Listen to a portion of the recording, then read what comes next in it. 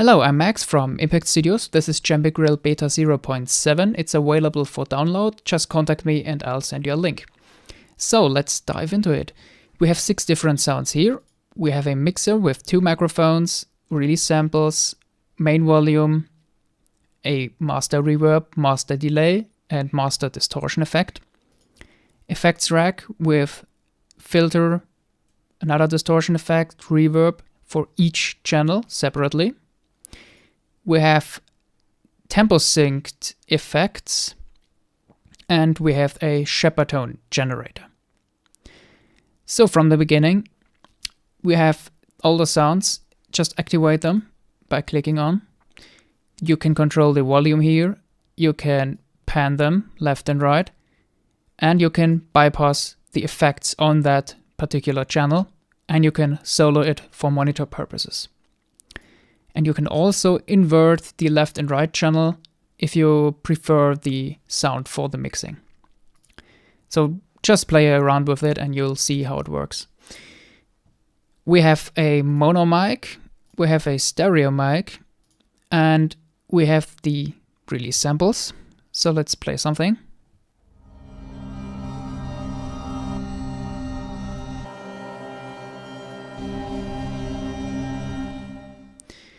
So you have also a convolution reverb as a master effect here. And I added 3 different rooms, a big hall, a smaller room, and then effects.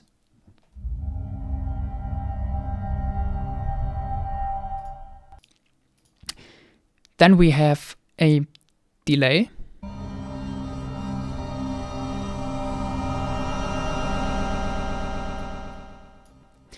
Just drag up or down to select the timing you want, and you can activate triplets. Then we have a custom-made distortion effect called Power. Increase the amount here, and you can also soften it a little bit. Just play around. This is more a subtle effect here. On the effects page, we have a filter effect. Let's solo it. A low cut to the left, and the high cut to the right. And press Ctrl and click so you can restore the default setting on every knob. You can also bypass each effect individually. Then we have the power effect, also for each channel. Dial in the amount and the tone. Again, a subtle effect. And reverb for each and every channel. So you can customize each sound how you like it, pan it, and change all the effects there. And with bypass, you can get rid of it. Go on to the motion page. Here we have a warp effect, which is basically an LFO.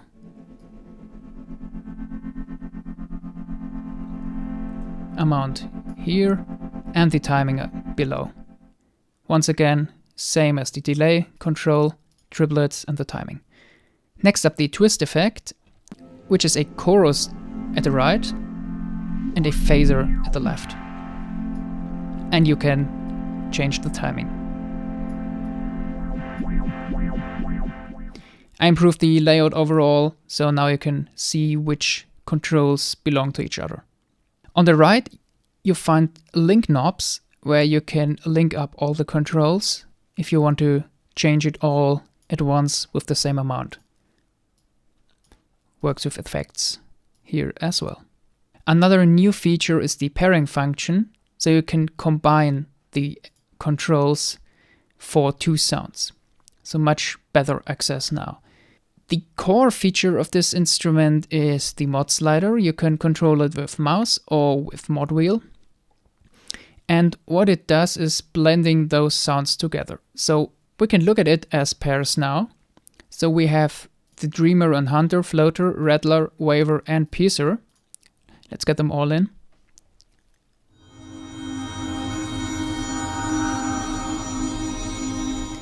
And I can control the amount of bleeding. This was called curve bleed before, and now you can control it directly on those graphics here.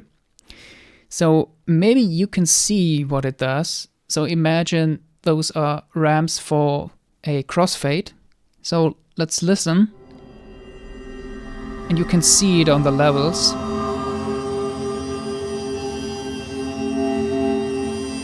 And you can hear it.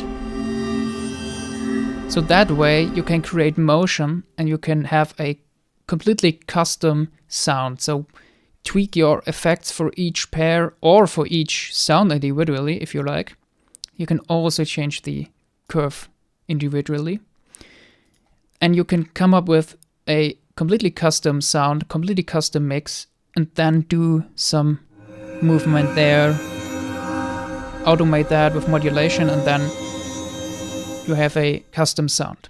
If you don't want to do any motion, and if you want to use that as a kind of mixing technique, and you don't want to change that mix, press the lock, and it is locked in. So if we change, so like doing the modulation here, it stays there. Last but not least, the Shepard tone generator, a engine I created, which just creates Shepard tones.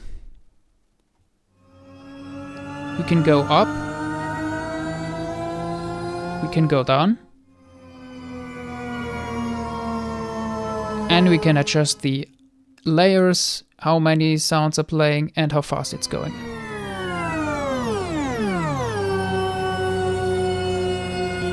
You can also play polyphonically, but pay attention that don't trigger two notes at the exact same time. This creates some weird effects. So like this, the sound stays at one point. And yeah, you see, we also get a warning here. So when you want to play more than one note, just trigger them a little bit after each other.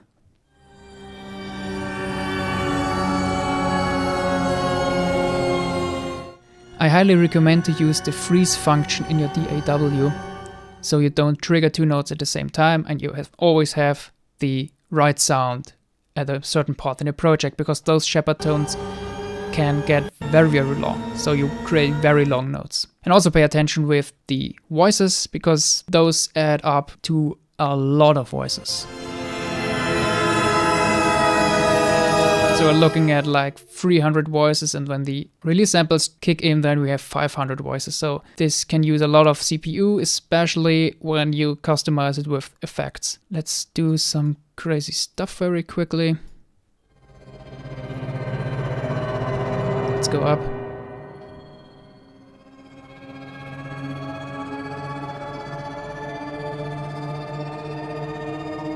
Something like this. Okay, so that's an overview for all 0.6 users. I'll just quickly explain what has changed. So I got rid of the curve bleed level here and implemented it into the curves directly. It's much more easier to use. Then this was called Wanderer, now it's Floater. I moved a few controls like bypass and the invert function over here.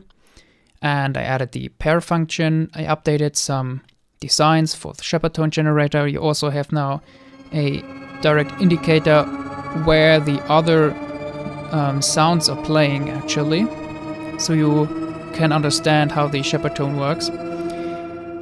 I switched the rumble and stereo, so it was the other way around before. No purging anymore. Then I added custom convolution reverb rooms here. And as you can see, I also removed the volume button.